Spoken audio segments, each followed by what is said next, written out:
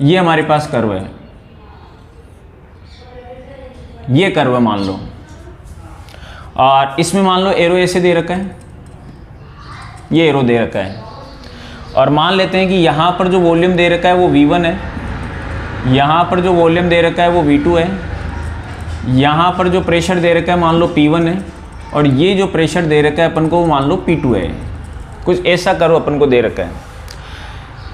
ये already diagram आपको given है और आपको पूछा गया कि कैलकुलेट वर्क डन। तो मुझे सबसे पहले देखते समझ में आया कि that one is cyclic process, ये साइक्लिक प्रोसेस है। और साइक्लिक प्रोसेस में वर्क डन निकालने का तरीका क्या होता है, तो हमें पता है कि सर साइक्लिक प्रोसेस का जो वर्क डन होता है, work done of the cyclic process यानी कि work done by gas in cyclic process, ये जो रहता है वो किसके बराबर रहता है, that is area of the cycle. अब इसका एरिया अपन कैलकुलेट कर लेंगे, वही हमारा वर्क डन होगा।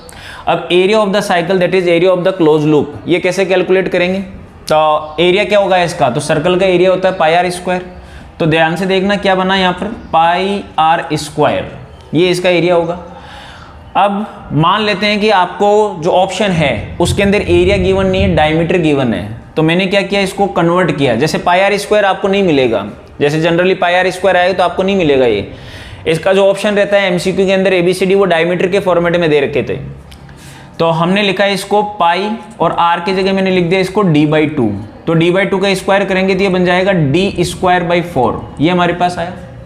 ये भी ऑप्शन में नहीं मिला तो अगली बार अपन ने और फर्दर सोल्व किया, तो पाई/4 में तो कोई चेंजेस आ नहीं सकते, जो डायमीटर है उनमें चेंजेस आएंगे। तो ध्यान से देखें, डायमीटर का स्क्वायर मतलब कि ये वाला डायमीटर मल्टीप्लाई ये डायमीटर, तो ये वाला जो डायमीटर होगा वो क्या हो जाएगा, दैट इज V2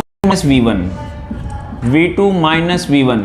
और ये वाला जो डायमीटर होगा वो कितना होगा, that is P2 minus P1, P2 minus P1, ये हमारे पास आया। और एमसीक्यू में जो 4 ऑप्शन दे रखे थे उनमें ये अवेलेबल था, यानी कि that one is our correct option. तो